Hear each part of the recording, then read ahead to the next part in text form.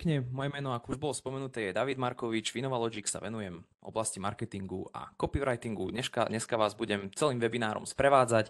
Dovolte mi ešte predstaviť aj našich dvoch panelistov. Ako ste mohli počuť, inžinier Miroslav Jombík, ktorý je výkonným riaditeľom a zakladateľom Innovalogic, a náš produkt špecialista z týmu Innovalogic, inžinier William Vihnička. Spoločne vás prevedú našimi praktickými vylepšeniami posledných verzií CDS. S touto agendou ste sa mohli oboznámiť aj pri registrácii sa na náš webinár. Uvidíte tu Kanban tabuľu, ktorá je vlastne kompaktné rozhranie práce s požiadavkami, nový kalendár, centrálne vyhľadávanie v CDS, šikovnú mobilnú aplikáciu, AI asistenta v požiadavkách alebo integráciu WhatsApp Business, ktorá zlepšuje zákaznícky servis. Predtým, než sa dostaneme k jadru samotného webinára, dovolte mi ešte pár usmernení, ako už Miro spomínal, ku organizácii. Počas webinára môžete klásť otázky cez službu Slido. Táto služba už je spustená a mali by ste ju vidieť v pravej časti obrazovky.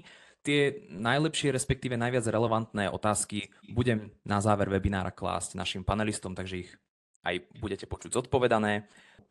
To je na úvod všetko z mojej strany. Ďakujem, že ste si našli čas a verím, že si z dnešného webinára odnesiete veľa inšpirácií a možno aj nových poznatkov. Ja už teraz odovzdávam slovo kolegovi Williamovi Vihničkovi, ktorý vám priblíži modul Kanban a vlastne aj nasledujúce moduly. Dobrý deň, tak ako kolega spomenul, začneme Kanbanom. Dávam zdieľať obrazovku. Ako mnohí už možno poznáte z iných nástrojov, ako je Trello, Kanban funguje na základe nejakých dlaždíc, ktoré vám predovšetkom v CDS-ku poskytuje iný pohľad na požiadavky oproti zoznamu požiadaviek, a to práve v podobe takýchto dlaždičiek, kde vidíte, v akom stave sa nachádzajú požiadavky, či už teda došlé alebo riešené. Samotné požiadavky alebo aj úlohy sú zobrazené či už po riešiteľoch alebo teda hromadne na jednom Kanban alebo jednej Kanban tabuli. Nie je to limitované iba na jednu Kanban tabulu. Týchto tabúl môžete mať niekoľko CDS-ku, či už podľa požiadaviek, alebo podľa typu požiadavky, alebo úloh.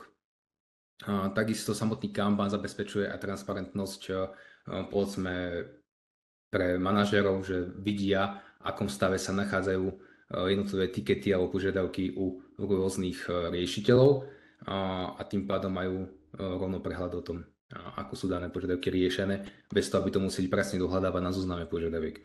A tu už vidíte Kanban, ktorý práve zobrazuje požiadavky. Ja tu mám nastavený môj filter, teda všetky požiadavky, ktoré sa týkajú mňa ako riešiteľa. Ja ak mám prístup k iným požiadavkám alebo cudzím požiadavkám, tak si viem zobraziť aj cudzie požiadavky na Kanbane.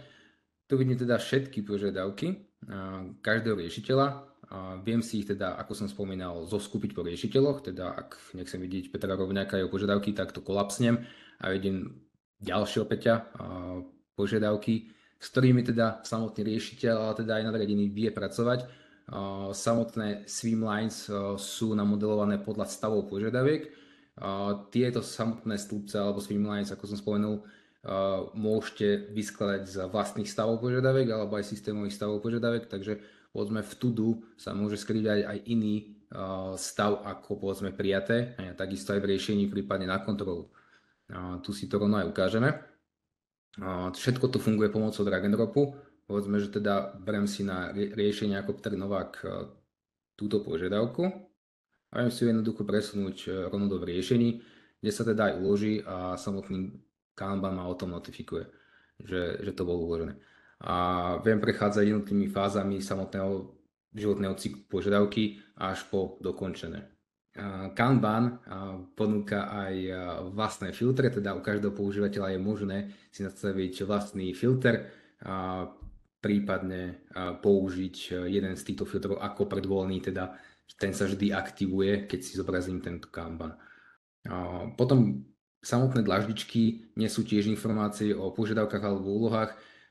Práve týmito ikonkami informujeme používateľa o priorite požiadavky, prípadne riešiteľovi, kde teda ak máte nastavené CDS-ku avatarov alebo svoje fotky, tie sa zobrazujú práve tu. Samotný layout kartičky na Kanbane je možné zmeniť, upravovať. Povedzme, že ak vás priorita nezaujíma, ale povedzme oblasť služby, tie možné všetko toto nastaviť a doplniť v globálnych nastaveniach. Prípadne dá sa nastaviť takéto obmedzenie aj podľa typu požiadavky. Povedzme, že incidenty budú mať práve viditeľnú prioritu, ale bežná požiadavka na support už takúto prioritu nemusí mať viditeľnú, ale práve povedzme iba nejaké dlhšie znenie požiadavky. S Kanbanom sa dá priamo aj pracovať, nie je to iba o takýchto drag and dropovaní, ale práve ak na danú požiadavku kliknem, tak viem v bočnom paneli s ňou pracovať. Teda vidíme tu základné údaje, ako je názov požiadavky, popis požiadavky a prípadne nejaká diskusia, ak prebehla na požiadavke, a teda aj naväzbené objekty, ako sú úlohy pracovné príkazy, prípadne plnenia. Takže používateľ nie je nútený ísť do iného menu, všetko prebieha, celá agenda prebieha na Kanbane. Celý Kanban je teda už aj postavený na novom frameworku, takže ako vidíte, je to svížne oproti tomu frameworku, čo sme riešili predtým. Myslím, že tomu Kanbanu som povedal všetko. Môžeme prejsť na ďalšiu časť, a to je práve nový kalendár. Tento kalendár slúži na plánovanie času, alebo teda aj práce a sledovanie aj vykonanej práce, teda môžete si na samotnom kalendári zobraziť ako požiadavky, tak zákazky, aj úlohy. A spomínal som aj vykázanú prácu, teda tu evidujeme CDS-ku ako plnenia a samotné plnenia vidíme tieto zelené obdĺžničky, teda to, čo bolo vykázané. CDS zoskupuje samotný pohľad na požiadavky aj podľa riešiteľov, alebo ako to voláme podľa zdrojov. Teda viete položiť samotný nový kalendár na plánovanie po zdrojoch. Toto je povedzme úvodný pohľad na to, čo ja uvidím ako riešiteľ. Teda znova mám tu aktivovaný svoj filter. Tento filter si môžem nastaviť ako predvolený, prípadne úplne zrušiť. Ak úplne zruším, tak viem si vyklikať všetky kalendáre zvyšných používateľov, ku ktorým mám prístup. Takže ako vidíme, tie dáta sa tu dotiahli aj takých požiadaviek, ktoré sa mňa netýkajú.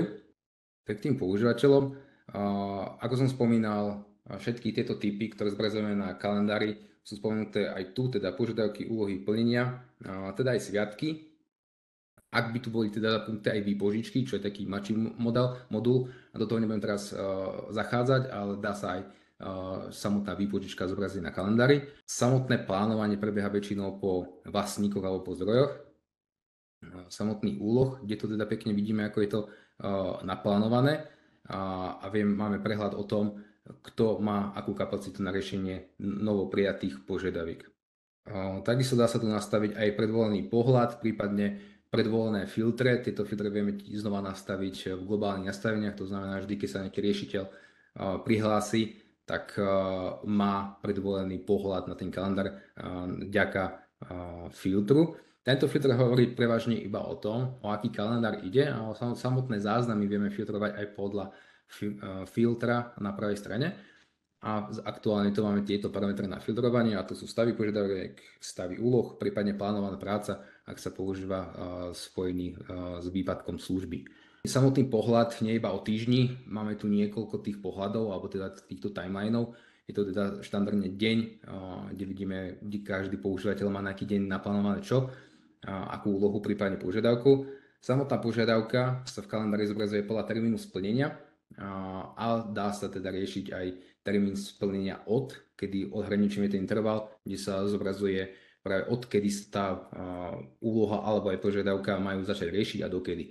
Teda nevidíme iba nejaký štvorček, kedy končí, a práve celý ten interval aj teda ako niekoľkodňové úlohy alebo požiadavky. Dobre, tu by som potom zo samotného kalendára naviazal na centrálne vyhľadávanie. No ste si to všimli asi už, keď máte aj novšiu verziu CDS-ku.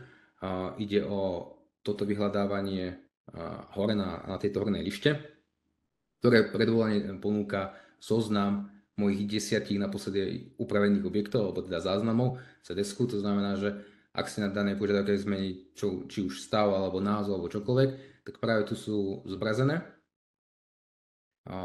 Toto centrálne vyhľadávanie ponúka možnosť aj filtrácie odkiaľkoľvek z CDS-ku. To znamená, že ja, ak som práve na novom kalendári, ako aj vidíte, tak ja môžem samotnú požiadavku vyhľadať, povedzme práve tento problém. A tých problémov je tu niekoľko. Takisto vyhľadáva to aj znení plnení. Nie je to iba o samotných požiadavkách a plneniach, ale je to o požiadavkách, plneniach aj úlohách, spoločnostiach a podobne. Takže zadaný výraz vyhľadáva naprieč celým systémom. A povedzme, že som hľadal požiadavku, alebo máme požiadavku, viem, že sa v nej nachádza z nej Bluetooth, tak dáme čiastočný výraz a našlo mi nefunkčné Bluetooth slúchatka. Z takúto požiadavku viem otvoriť cez modálne okno, prípadne ak kliknem priamo na tento vyhľadaný výraz, tak ma presmeruje do požiadavky. Ak o to nemám záujem, ak chcem zostať práve v tom novom kalendári, kliknem na toto tlačidlo a otvorí sa mi náhľad požiadavky, s ktorou viem následne pracovať, bez toho, aby som musel prechádzať a bol presmerovaný naprieč celým systémom. Toto je viac menej také rýchle vyhľadávanie a chcem teda detailnejší pohľad na vyhľadané výrazy, tak po vyhľadaní alebo po zadaní výrazu môžem stlačiť Enter, kedy sa mi zobrazí takýto modál, v ktorom už viem teda oddelovať aj tie vyhľadané výrazy podľa modulov, v ktorom sa našla zhoda. Teda požiadavky, úlohy. Predvolenie sa hľadá v otvorených záznamoch, teda otvorených požiadavkách, otvorených úlohách a podobne, ale je tu možnosť hľadať aj v ukončených požiadavkách. Samotné centrálne vyhľadávanie ponúka aj možnosť vyhľadávať podľa kódov, povedzme, že vieme, že teda ide o nejakú požiadavku, tak CDS-ku pomôžeme tým, že tam zadáme CDR, teda čo je CDS request, a toto centrálne vyhľadávanie už pochopí, že má práve vyhľadávať iba v požiadavkách a nikde inde. Povedzme, zadám tu 2527, čo je číslo požiadavky, teda aj čiastočné, hej, tak našlo mi danú požiadavku. A takto sa dá vyhľadávať v ďalších zoznamoch práve cez toto centrálne vyhľadávanie. Nie je potreba ísť na zoznam úloh alebo požiadavek a podobne. Všetko sa teraz deje cez toto centrálne vyhľadávanie, ale samozrejme pôvodná logika vyhľadávania cez zoznamy zostala tiež zachovaná. Takže tu je tá pomocka na to, že kde všade to vyhľadáva, teda po novom aj šablónach požiadaviek. A prípadne keď si na to kliknem, tak ten výraz už doplní. Nemusím ho klikať ja, ale doplní to. Ak nie je zvolené nič, tak predvolenie vyhľadáva všetko. Aj teraz som to iba hraničil na tieto zvolené typy záznamov. Ďalšou z tém je mobilná aplikácia, teda naša nová mobilná aplikácia, ktorú už možno mnohí aj videli, ale môžeme si ukázať, ako vyzerá a prípadne aj jej výhody proti starej aplikácii. Dám teraz zdieľať mobilnú aplikáciu cez mobil. Toto je pohľad na aplikáciu, ktorú vidí používateľ, alebo teda aj riešiteľ. Máme tu predvolené filtre, teda moje otvorené požiadavky, kde teda samotné čísielka znázorňujú povedzme po termíne splnenia požiadavky, ale teda oproti starej aplikácii sú tu dotiahnuté aj filtre z webu. To znamená, že ak si ten používateľ vykliká nejaké filtre na webe, tieto filtre sú dotiahnuté aj do mobilnej aplikácie. Nie je to už také krklovné oproti starej aplikácii, kde to bolo potrebné duplicitne doklikávať aj do mobilnej aplikácie oproti webu. Takže po prihlásení má takýto pohľad, prípadne môže ísť na zoznam požiadaviek cez tento tab. Toto je pohľad riešiteľa na zoznam požiadaviek, kde má teda aktivovaný filter, cez ktorý sa to dostal, prípadne ho môže zrušiť, uvidí všetky požiadavky, ku ktorým má prístup. Ak si otvorím niektorý z týchto požiadaviek, povedzme túto, a už ho tu čaká teda názov požiadavky, prípadne stav, v ktorom sa požiadavka nachádza, štandardne teda mení stav to v riešení, priorita a podobne, prečítať si znenie požiadavky, prípadne diskusiu. Samotná diskusia sa tiež nachádza v mobilnej aplikácii, ktorá sa dá viesť so zákazníkom, prípadne ak kliknem na túto ikonu, prepnem na internú diskusiu, teda takú diskusiu, ktorú zákazník neuvidí. No a samotné prílohy, prípadne vie si cez mobilnú aplikáciu aj vykázať čas. Teda samotné plnenie vyzerá takto, alebo formulár plnenia tak, kde sa vyplnila veľká časť, teda minimálne väzba na danú požiadavku, spoločnosť, dotyčný si teda popis, ktorý teda vie aj riešiť alebo zadávať cez funkciu speech to text, ak to jeho teda klávesnica podporuje. To je toľko k tým plneniam. No, Nachádza sa tu ešte jedna zaujímavá funkcionalita a to je práve to, že samotnú požiadavku vieme označiť ako dostupnú v offline režime. Takáto požiadavka sa stiahne do offline databázy a s mobilnou aplikáciou je možné pracovať aj bez pripojenia na internet, teda z pohľadu nejakého servisného technika je to vhodné, ak ide do pivnice servisovať povedzme plynový kotol, kde teda niekedy nie je dostupný internet. No a s tým práve servisom, ktorý som začal, súvisí aj servisný protokol, ktorý je teda možné vyskladať na mieru v CDS-ku a teda namapovať si polia z CDS-ku, ktoré sa budú plniť hodnotami do samotného servisného protokolu. Vizuál je tiež možné nastaviť podľa želania zákazníka. Teda povedzme po dokončení servisného úkonu je možné daný servisný protokol vygenerovať. A tu nám už pribudol teda nový servisný protokol. Aplikácia ponúka aj takýto pohľad na protokol, ktorý teda vieme otvoriť v predvolenom PDF zobrazovači, tento Acrobat Reader, a skontrolovať údaje, ktoré boli dotiahnuté na vygenerovaný protokol. Tu vidíme aj podpis odozdávajúceho. Ten sa raz nastaví v mobilnej aplikácie v profile riešiteľa, teda raz sa tam ten technik alebo riešiteľ podpíše a automaticky je tam doťahovaný takýto podpis do tlačových zostav. Ja by som tuto vstúpil v tomto momente do, len s informáciou, že ku tvorbe takýchto vlastných formulárov tak bude určite jeden z nasledujúcich webinárov. Ten už bude určený tak určitým ľuďom, ktorí sa starajú o CDESK, lebo je to nejaké kreslenie a zadávanie nejakých premenných do formuláru a párovanie s CDS-kom.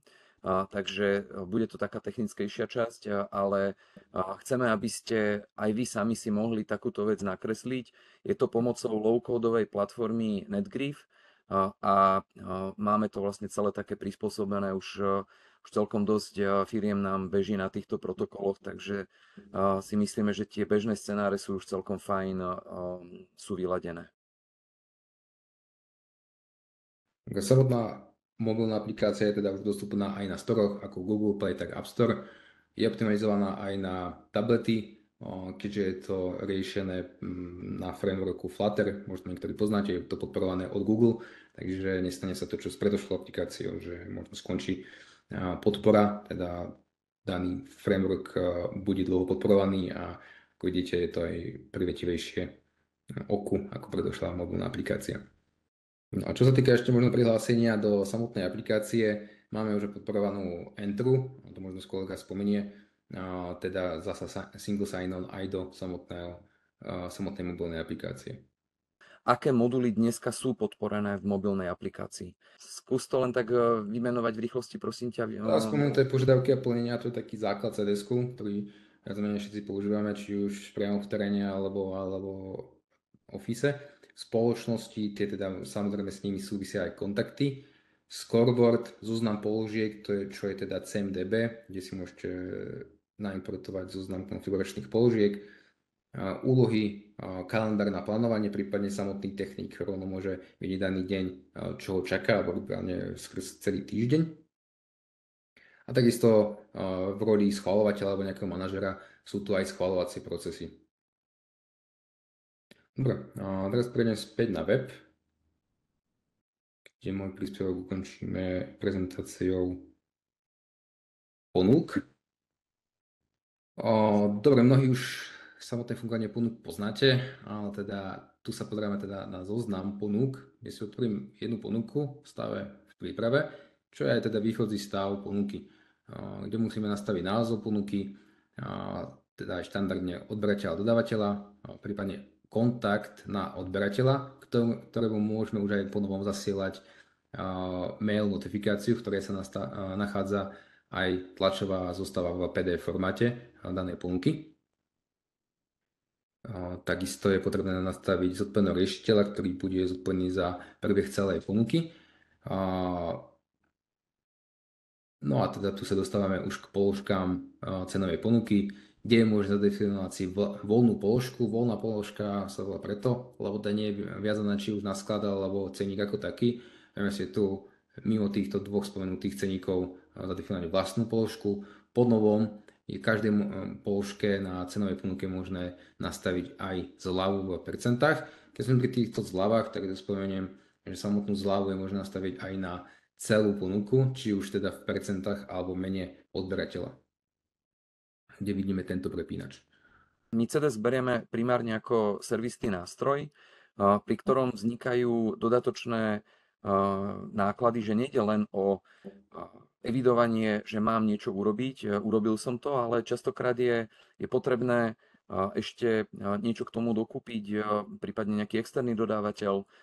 A či už sa jedná o outsourcingové služby alebo o služby, ktoré sú zabezpečované v rámci organizácie, tak treba vyčísliť častokrát tieto náklady a preto tu existujú ponuky. Čiže je na vás, do akej miery ich budete používať. Vidíte tam množstvo nejakých políčok, máme tam ešte nejaké viacstupňové schvaľovanie, nejakú teda verifikáciu, schválenie od zákazníkom alebo aj trojstupňové schválenie nadriadeným. Čiže toto je priestor na to, kde štruktúrálne zachytiť náklady.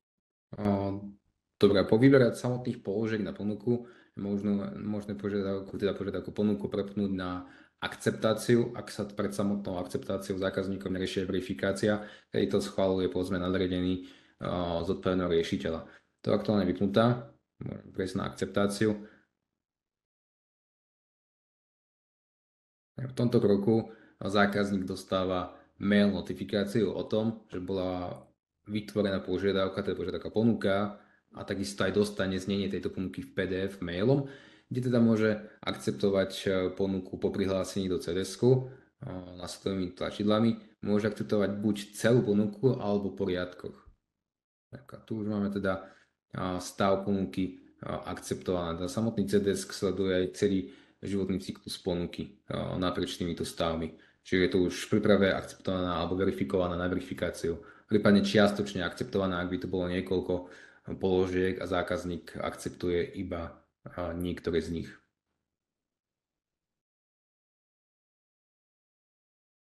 Myslím, že toto bolo asi za mňa všetko. Môžeš, Miro, nech sa páči. Dobre. Zoberiem si obrazovku. Ja som si zobral témy AI-ka, alebo jedna z prvých tém, ktorú dneska chcem povedať. Počúvame všade okolo nás o umelej inteligencii v rámci systémov a skutočne, že je to veľmi živé. My sme si zobrali za cieľ, aby dávalo to hodnotu z pohľadu nejakého urýchlenia prácu s dátami alebo nejaké vyhodnotenie a zrýchľovania vybraných úkonov. Tu máme teraz zoznam nejakých 5 tém, ktoré máme dneska spracované. Celkom tým, že reporting, viete, ak poznáte, tak je to vec, ktorá sa rozvíja u nás a s týmto AI reportingom sme podľa mňa niektoré veci celkom zrýchlene posunuli. Z 3.2.9 dostanete nový Power BI-kový modul, takže tam myslím si, že bude veľmi pekný posun ďalší v reportingu, ale teraz sme využili reporting a primárne z požiadaviek. Ideme na to postupne. Jednak je to z dôvodu, že sa využívajú platené služby. Na začiatku sme robili rôzne prieskumy s našimi alebo s nejakými open sourceovými modulmi, ale je to celkom dosť pokročilé alebo dosť dobré výsledky sa z týchto spoplatnených služieb, konkrétne od Microsoftu, sa dosahujú, tak v určitých oblastiach sme zostali. Neskôr poviem aj, že kde už vidím potom preklopenie na náš model, kde by sme si vedeli predstaviť lepšie výsledky, ale z toho pohľadu, čo tu dneska máme, tú hodnotu to dáva. Čo sa týka nejakého zaktívnenia, že týchto všetkých 5 vecí, ktoré tu vidíte, aby ste s nimi mohli pracovať, tak je to dosť jednoduché v globálnych nastaveniach v umelej Artificial Intelligence nájdete dlaždičku a tam sú jednotlivé zapnutia. Myslím si, že v nich nájdete aj tieto jednotlivé body, takže nemusíme ich teraz ukazovať. Ja ukážem nejakú reálnu ukážku z týchto viacerých prípadov nasadenia, kde to tlačítko máme, čiže tu ho máte dole. Využijem to na doplnenie informácie, kde robíte reporting z toho, čo si odfiltrujete. Takže ako ste dneska zvyknutí s požiadavkami pracovať, že si ich odfiltrujete, či už jednoduchým filtrom alebo rozšíreným, proste dostávate nejaký zoznam, čiže sú to zúžené data a to veľmi doporučujem, lebo potom ten nábeh tých tokenov to len tak beží. Takže máte nejaký odfiltrovaný zoznam, stlačíte tlačítko, on si celkom milo pamätá, že s čím ste pracovali naposledy, čiže mám tu typy tagy. Keď si chcete skontrolovať data, že ktoré sa budú spracovávať, máme tu také očko a vidíte takú celkom prehľadnú tabuľku a následne môžeme spracovávať tieto údaje. Ja, sekundičku, ja to teda spravím tak, jak som hovoril, že mám tu už uloženú nejakú definíciu grafu. Spomenul som, že idem si to napísať takým obyčajným spôsobom, jak ste zvyknutí do chatu GPT a vlastne to takto dostávam. Môžem spraviť taký pokus, že je to na spôsob chatu, takže ja môžem s ním komunikovať. Tak skúsim, že posledný graf zmeň na stĺpcový. Dobre. A on nám vlastne takto spracuje. Hej. Ak by sme chceli nejaké veci prispôsobiť, dobre, môžeme daj každému stĺpcu inú farbu. Skúsime takúto. Inú farbu. Uvidíme, že či nás pochopí. Dobre, toto už je také AI-ko, že dal predsa len rovnakú, ale môžete sa určitým spôsobom hrať, zistíte, že ktoré veci idú lepšiemu, ktoré horšie a viete veľmi pekne získať grafy, ktoré zatiaľ povedzme aj nenájdete v aktuálnom Power BI režime, alebo si ich dosť pracne robíte, export do Excelu a následne nejaká kontingenčná tabuľka, tak myslím si, že tu môžete nájsť. Pracujeme s Microsoftiackými, alebo teda tými OpenAI modelmi. Vidíte tu, že máme k dispozícii tieto 4.0-kové, 3 očko, O3 mini a testujeme aj už 5-kové, ale tá 5 je naozaj taká trošku ešte nevyzretá. Jednak niekedy aj veľmi dlho trvá, tým, že oni tam dali tú funkcionalitu zisťovania,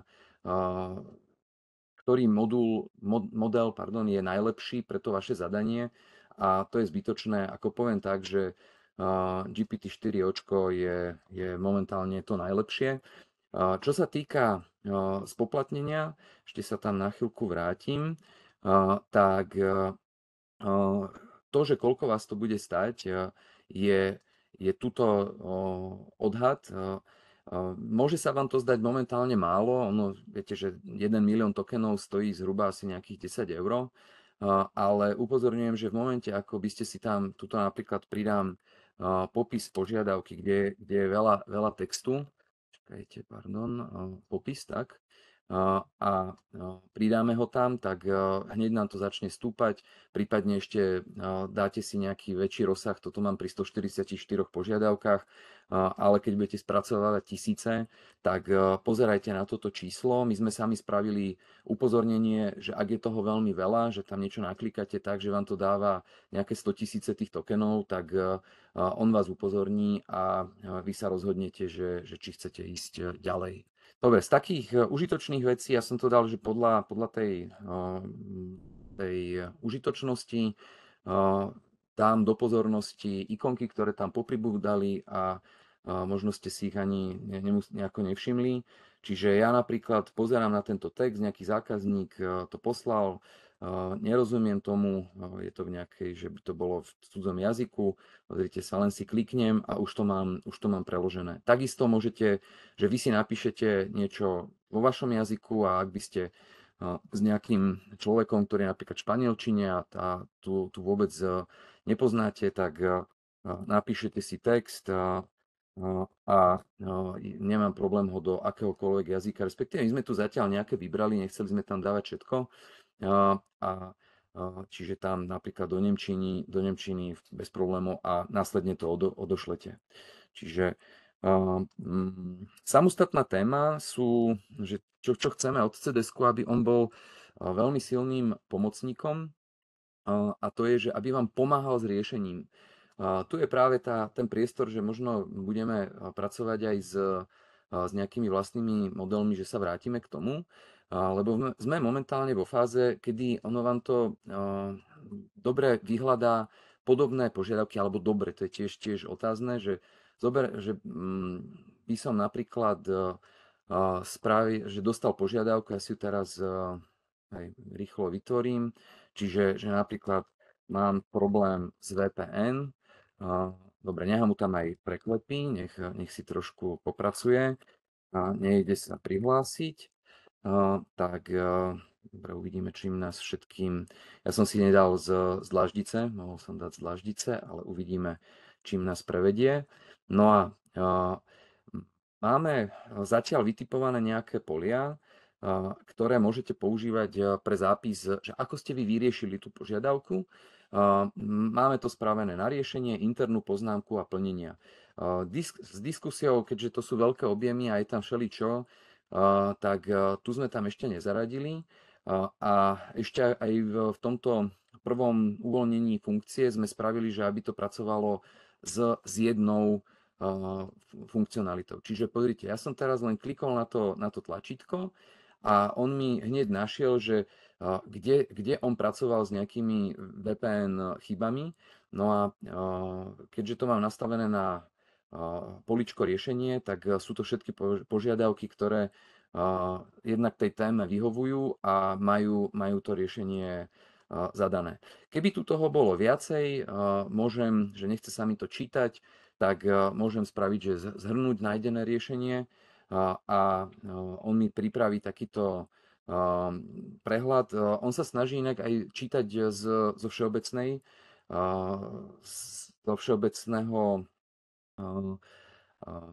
ChatGPT alebo tých verejných modelov, čiže on vám tam niečo kadečo popridáva. Ale väčšinou je to užitočné. Takže môžete sa potom s týmto nejako zatiaľ hrať a sú tam aj určité spôsoby, ako sa to účtuje, ale toto by sme si nechali na neskôr. Dobre, čo sa týka, sú aj potom, že nájdete tlačítka, aby vás potom neprekvapilo, že pridať plnenie pomocou AI. Tu poviem, že tu si môžete aj sami napísať, ako chcete to plnenie, aby znelo. Ono, ja teraz ho nechám v nejakom defalte, keď on ho vytvorí, tak cez túto šipočku si potom ten draft, že si spravíte. Ale ja poviem tak, že to sa týka len tých spoločností, kde nie je veľký dôraz, aby realita bola zapísaná v plnení. Dobre, a niečo takéto podobné máme aj na úlohy, rozdeľovanie, lebo viete, to v Microsofte je, že máte zápis porady a teraz porozdeľovať to na úlohy, tak je to vlastne ten istý engine. Dobre, ďalšiu tému, ktorú by som vám rád predstavil, je WhatsApp. Máme WhatsAppovú integráciu so službou WhatsApp Business, kedy vy máte nejaké firemné číslo, na ktoré vám tí zákazníci možno už dneska vás kontaktujú a Meta má ako také rozhranie, kde si to môžete manažovať aj viacerí, ale tam to aj končí. Hej? A my sme spravili to, aby ste si mohli manažovať tieto požiadavky a získali tiež nejaký komfort. Keď sa to sa sekundičku. Ja vám to ukážem na našom rozhraní, kde sme to práve prednedávnom implementovali. V CDS-ku si viete nastaviť používateľov, ktorí majú mať tieto čety dostupné. Tak ako oni ich zadávajú, oni vám tuto pribúdajú v celku pekne v reálnom čase. A keď vojdem donútra, počkajte, to je, som si tam iba pridal, počkajte, asi toto dáme preč. Čiže tu máme nejakú ukážku, povedzme, že z môjho súkromného WhatsAppu sme si to posielali. Keď spracujete základnú odpoveď, tak vy si jednotlivé príspevky môžete zaradiť do požiadavky, čo je práve ten signál tomu, že sa tomu treba venovať, aby ste to doriešili. Čiže WhatsApp sme integrovali do CDS-ku hlavne z toho dôvodu, aby keď zachytíte od nejakého používateľa, alebo aby ste čo najľahšie zachytili nejakú komunikáciu, preto je to vhodné akože do B2C a do B2B pripravujeme podobné riešenie s Teamsami, kde poznačujete jednotlivé príspevky, zaradíte si ich do požiadavky, môžete si pridať ten nový kontakt. Vidíte, že je to ako také veľmi jednoduché a mám založené, a už len potvrdím, mám založenú požiadavku. To, čo som s ním riešil, je to veľmi rýchle a následne sa mi to v zozname požiadaviek, ja aj vidím, že odkiaľ tá požiadavka prišla. Možno ste ešte dodnes nepoužívali tento stĺpec, že zdroj, tak vidíte, že on sa už sa to celkom dosť rozširuje. Začali sme rozlišovať jednotlivé zdroje. Čo my nechceme byť síce, že takým, že byť omnichannel ako silným hráčom, ale dáva to zmysel podchytiť tieto omnichannelové veci. Pre nás je najdôležitejší ten service desk a on zase tieto prepojenia v celku potrebuje. Je tam veľa nových vecí, ako, že ono už to nejaký čas už je vonku. Spracovali sme pekne šablóny, je tam ten mechanizmus z spracovania sessiony, sú tam špecifika WhatsApp biznisu, kedy tuto vidíte také počítadlo, kde WhatsApp biznis totiž vám dáva len 24 hodín od kontaktu od používateľa. Dobre, tieto veci, keď začnete používať, že vás to osloví, tak vám pomôžeme s tou integráciou, lebo toto Meta nevymyslela úplne jednoducho a následne, že je to mierne pracné, ale dá sa to zvládnuť za chvíľku.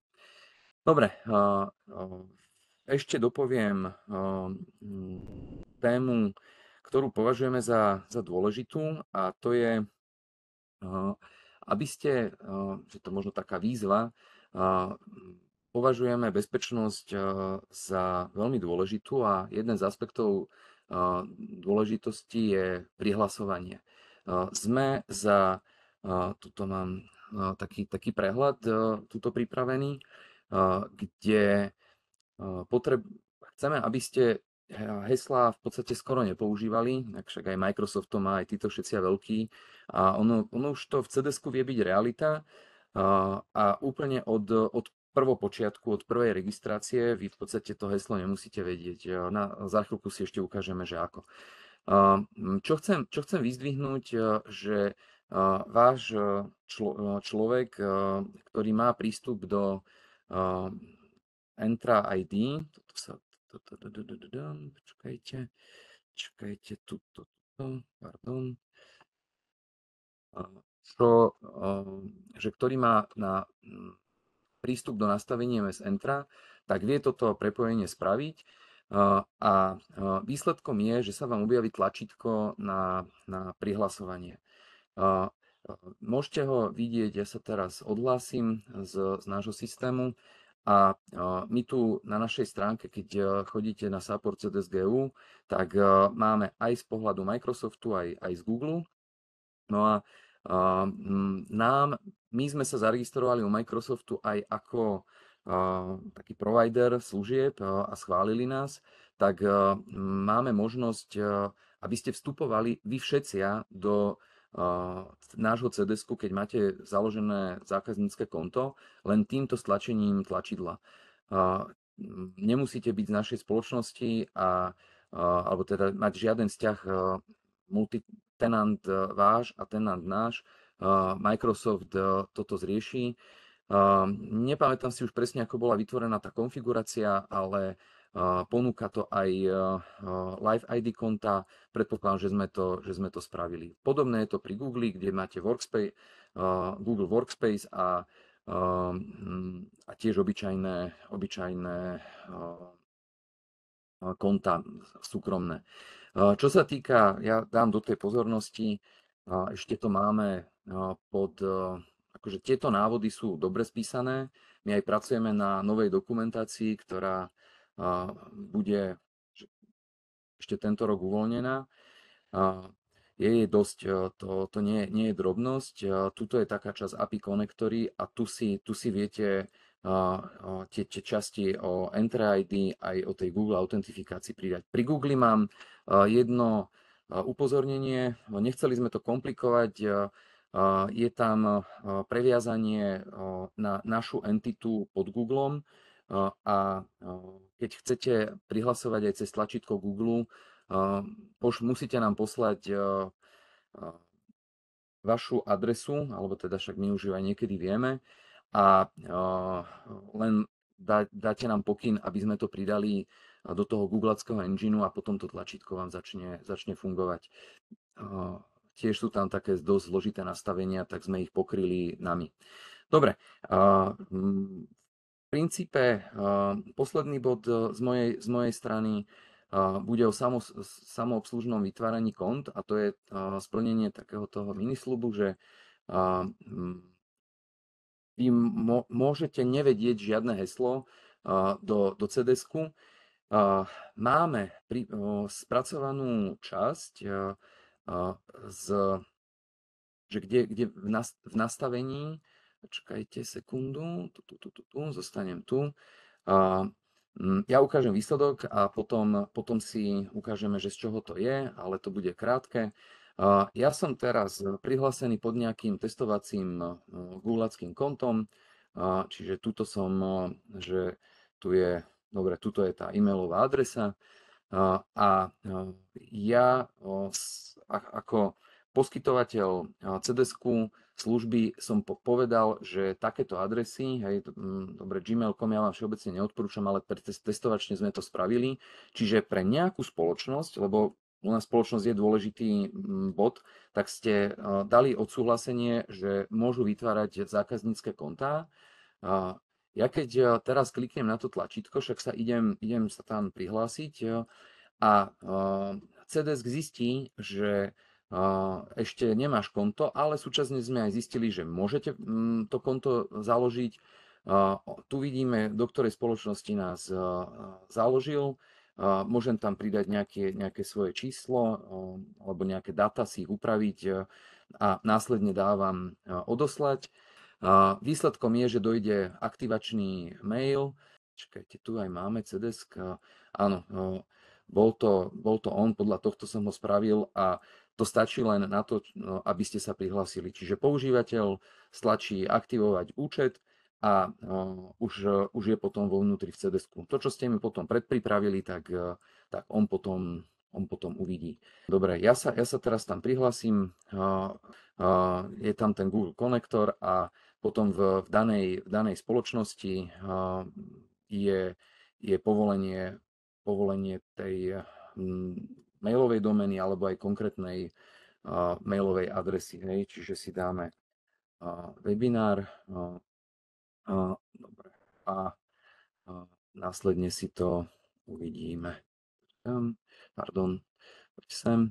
Čiže nájdete tu takéto nastavenia, keď si popridávate tie konektory aj Microsoftiacky, aj Googleacky, tak sa vám objavia takéto polička, že domény alebo e-maily pre vytváranie zákazníckych kont a toto sem stačí vypísať a a už budete tých zákazníkov môcť registrovať a nemusíte im robiť kontávy. Dobre, David, z tohto by to bolo odo mňa všetko. Poď, poprosím čítať otázky. Áno, dobre, takže zatiaľ boli položené tri otázky. Prvá je, vedeli by ste ukázať, ako pomocou kalendára prideľovať požiadavky používateľom? Ak tomu správne rozumiem, na kalendár si viem pozrieť, kto nie je zaneprázdnený, nie je na dovolenke a tomu riešiteľovi to priradím. Ďakujem. Začneme tým, aby bolo vidieť, že kto je vyťažený, kto nie je vyťažený. Hej? A to je harmonogram. Choď tak nižšie, ak máš tam ten mesiac, tak daj si tam napríklad harmonogram týždeň a dobre, môžeš aj mesiac. Tu si, áno, zoskupenie podľa vlastníkov, presne tak. Hej? Dobre, môžeš pokračovať, už asi vieš, k čomu som smeroval. Tak, takže tu vidíme všetky požiadavky, kto odkedy rieši, prípadne aj plnia. A povedzme Ivan Rehák alebo niektorí z týchto sú správni kandidáti na túto požiadavku, ktorá aktuálne padla na podporu. Teda hovorím o tejto požiadavke.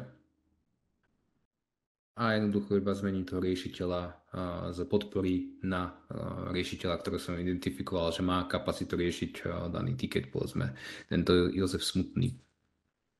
Ako luxusnejšie je si potom túto skupinu, ktorá je nepriradená, dať blízko k tým používateľom, medzi ktorých to chcete prehadzovať. A myslím, že v aktuálnej forme, že vlastne vy kliknete na tú požiadavku z toho Nextech podpora, čo tam je, môžete to zmeniť ručne, ale určite pripravujeme aj drag and drop, ale možno, že už to aj je spravené, lebo nie ste prvý, kto sa na to pýta. A ak to náhodou ešte nie je, tak to určite môžete očakávať, že aj drag and drop medzi používateľmi bude fungovať. Takisto, že keď si potom chcete doladiť ten čas, že jak to má ísť, tak OK, to už by som v tomto momente by som len na tú požiadavku klikol a doladil ten čas termínu splnenia. Dobre, snáď je to aspoň dobre. A či nie je na dovolenke? Dovolenky máme tiež zobrazované v kalendári, nemusel si ešte to dávať preč. Ukáž, že máme tam žiadosti o voľno. A oni sú potom pri tých používateľoch, je to... My nemáme... Nie sú zapnuté. V tomto prostredí nie sú zapnuté, dobre, takže treba ešte doladiť toto prostredie. Ale zodpovedne môžeme povedať, že keď si to zapnete a ten používateľ má v tom danom čase voľno, tak je tam jasne taký pás cez tie dní, ktoré voľno má, takže potom mu to nepriradíte. Druhá otázka je, Andrej sa pýta na cenový model modulov AI. Raj ho upozorňoval na to, že tieto služby sú spoplatnené. Dobre, ja som to už... Dobre, ja si pomôžem ešte jedným obrázkom, ktorý tu mám. Ja si zoberiem teraz obrazovku. Máme tuto šerovať, poďme. To. A ja ukážem niečo, čo ešte vonku nie je, ale to. Čiže tu máme spracovaný model, kde jednotlivé služby majú svoj spôsob účtovania. To, čo sme videli v AI reportingu, že sa počítajú tokeny a je tam nejaký odhad, ktorý sa potom aj súčtuje a v licenčnom prehľade je vidieť, že koľko ste tých tokenov minuli. Máme aj štatistiku za jednotlivých používateľov, neviem, či už je teraz vyťahnutá, ale všetky tieto analytické údaje tam sú. A hlavne my sme spravili ešte jednu vec, že my upravujeme licenčný model, kde tieto tokeny od licencie Master už sú v rámci ceny licencie. Takže tam vás už tokeny nebudú zaujímať, možno len, neviem, či nejak že ohľaduplne, lebo viete tam toho pomíňať celkom dosť. Uvidíme ešte, viete, že však pracujeme s týmito modelmi už dlho a postupne ich kryštalizujeme.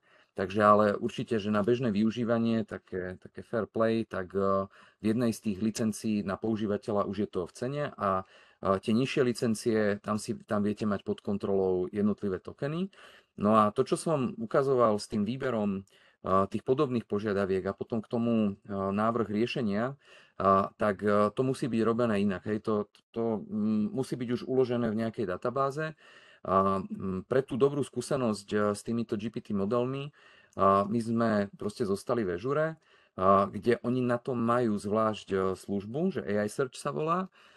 Je k tomu ešte aj nejaké semantické vyhľadávanie, ktoré máme zapnuté, ale ešte nevidíme v tom taký nejaký hyper extra rozdiel. Čiže údaje, ktoré sa budú vyhodnocovať, tak jak som spomenul, že tá požiadavka splňa nejaké podmienky, tak ona sa automaticky zaradí do databázy a potom to rýchle vyhľadanie prebieha nad touto databázou, hej, s tou Azure AI Search funkciou. No a túto službu má Microsoft paušálne podľa objemu dát. Je tam nejaká základná služba, ak by ste si ju sami prevádzkovali, okolo nejakých 60 eur za 15 GB dát, čo ale už je akože hodne, si myslím, že pokiaľ dávate tie texty, ako ich vy máte v rámci CDS-ku, tak naozaj to je veľký priestor. Ale my sme urobili takú službu, aby ste nemuseli celých tieto peniaze, a ešte poviem tak, že nejaký náš poplatok za to, že to riešime, tak ponúkame tri režimy. Ja ich tu aj mám vypísané, pardon, naspäť o jedno, poďme. Aha, to je ešte v pracovnom. Dobre, je to, že vieme tie vaše dáta v rámci databázy zdieľať, že v nami spravovanej databáze, kde je to oddelené tak, jak v CDS-ku na cloude, čiže určite si ich nepomýlite, je to tam proste oddelené, ale ak by ste mali nejaké veľmi prísne smernice, alebo aj by ste neverili tomu, že my to vieme dobre oddeliť aj spolu s Microsoftom, tak viete si takúto inštanciu databázy pod nami zobrať, že vám zagarantujeme, a to tam v nastaveniach by ste potom videli, že to ide do zvlášť databázy, alebo túto celú službu si prevádzkujete vo vašom Azure a len nastaveniami to bude nasmerovaný na túto databázu a tam bude nejaký poplatok za využívanie tej služby. Čiže dúfam, že tiež je to aspoň aj s rámcovými číslami povedané. Bolo tam, tu ešte pripomeniem, však sú verejné tie modely, tie ChatGPT, ale už nechcem to hľadať, tak sú základné ceny, že 10 eur za 1 milión tokenov a náš poplatok, že sa to využíva, je zhruba tiež asi v takejto hodnote a tým, že spracujeme s týmito funkciami a sprostredkovávame, ladíme tú správnu formu, aby to dostával tento ChatGPT, alebo teda tá OpenAI funkcia. Dobre, David, máš tam ešte nejakú otázku? Ešte sú tu 3 dokonca. Ďalšia otázka je, či je možné si sám nastaviť vzhľad protokolov z projektov. Bilo, toto nechám tebe. Ak sa rozprávame o odozdávajúcom protokole, tak nie je to možné. Ak sa rozprávame o týchto protokoloch, čo boli teraz prezentované cez mobilnú aplikáciu, ale sú dostupné aj na webe, tak tam, ako som povedal, je možné staviť vlastný vzhľad, ale tieto Netgraph protokoly nie sú aktuálne dostupné na protokoloch, teda na protokoloch na projektových zákazkách alebo na projektoch. Dobre, ešte sú tu 2 otázky.